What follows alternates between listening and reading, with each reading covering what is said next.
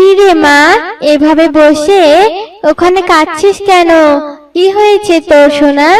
কাটবো না তো কি আর করবো বলো তো? আমার পায়ে কত বড় একটা কাঁটা ঢুকেছে। ও কত ব্যথা করছে।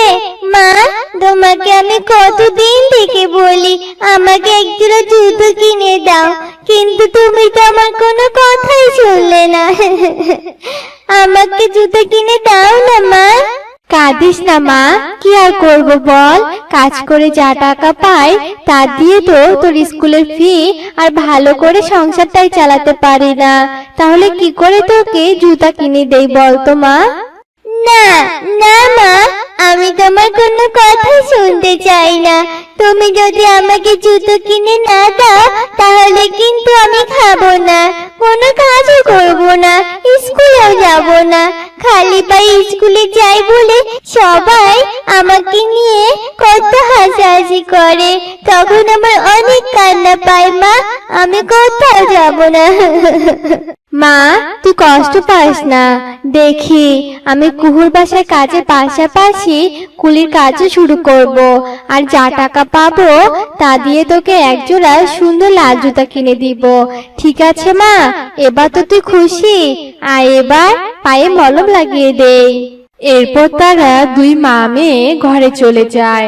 আসলে স্বামী মারা যাওয়ার পর থেকে টুনি কুহুর বাড়িতে কাজ করে অনেক কষ্টে দিন কাটাতো। একদিন টুনি কুলির কাজ করছিল, কোথা থেকে একটা গাড়ি এসে টুনিকে ধাক্কা দেয়। গাড়ির ধাক্কায় টুনি মারা যায়। আর মায়ের মৃত্যুর খবর শুনে টিনটিন ছুটে সেখানে চলে আসে আর কাঁদতে থাকে। মা, ও মা, তুমি কত ভালো মা, তুমি আমাকে ছেড়ে এভাবে চলে যেতে পারলে। আমার জন্যই তোমার আজ এই অবস্থা হলো। আমি যদি তোমার কাছে জুতো কিনে দেওয়ার জন্য বায়না না করতাম তাহলে তোমার কিছুই হতো না মা। তুমি আমাকে ক্ষমা করে দাও মা। কাঁদিস না রে টিনটিন, আর কাঁদিস না। কেঁদে কি আর হবে মা? সবাই তো আর সারা জীবন বেঁচে থাকে না। এখন যা মা, তাড়াতাড়ি করে তোর মায়ের সৎকারটা সেরে ফেল।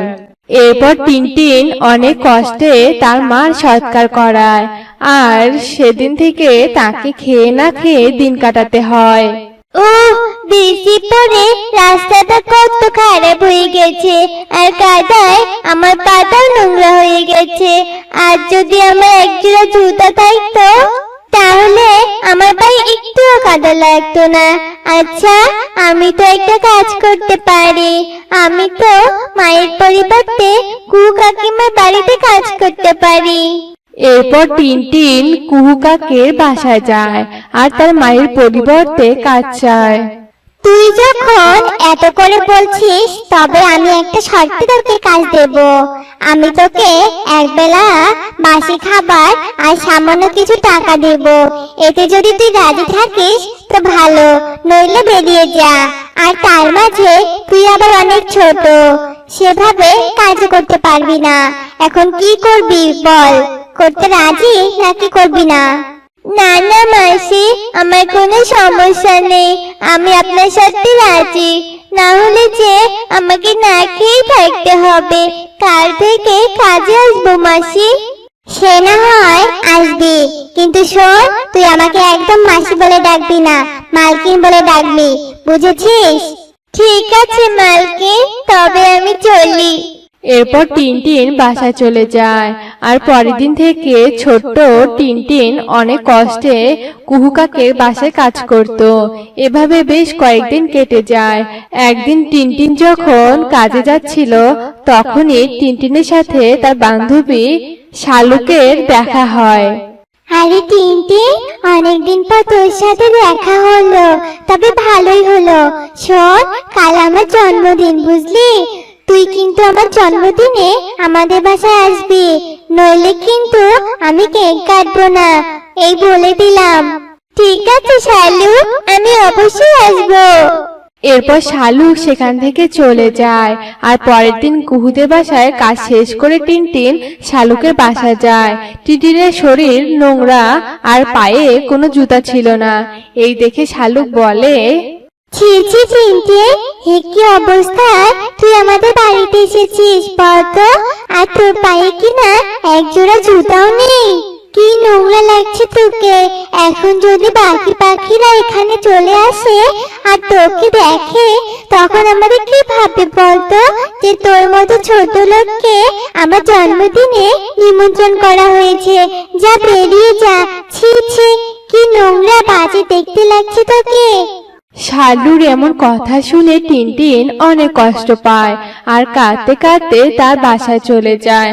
আর পরের দিন টিনটিন কুহুর কাছে গিয়ে জুতা কেনার জন্য কিছু টাকা চায়। শয়তান মেয়ে, কি ভেবেছিস তুই আমি তোকে জুতা কেনার জন্য টাকা দিব? আমার কি টাকা বেশি হয়েছে নাকি? একটা টাকা দিব না। যা, বেরিয়ে যা বলছি এখান থেকে। দিন না কত টাকা মাসি? এভাবে টিনটিন অনেক জোর করে।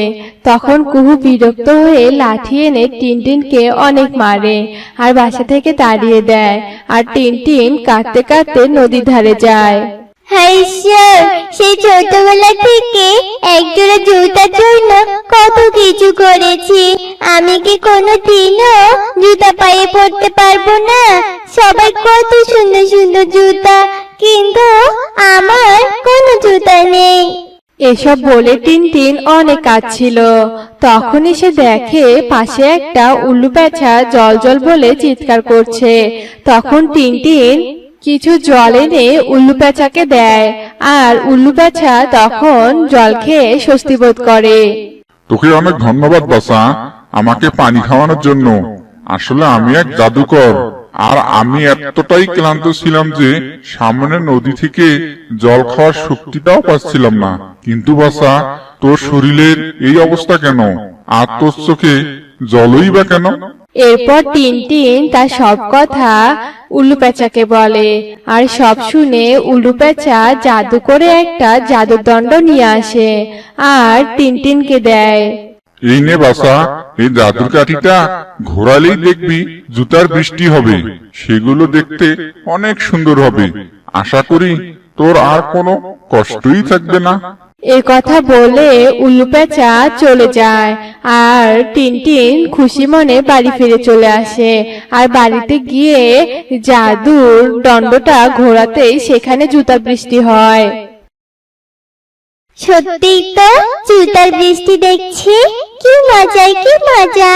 আচ্ছা, আমি তো এই জুতোগুলো বিক্রি করতে পারি। এতগুলো জুতো তো আমার লাগবে না। হ্যাঁ, এগুলো বাজারে বিক্রি করব আর নিজে পরবো। এতে আমার শখ পূরণ হবে, আবার আমার সংসারটাও চলে যাবে। এরপর থেকে টিনটিন রং বেরঙের জুতা পায়ে পরতো আর বাজারেও তার একটা দোকানে জুতা বিক্রি করত। এভাবে ভালোই টিনটিনের দিন কাটতো।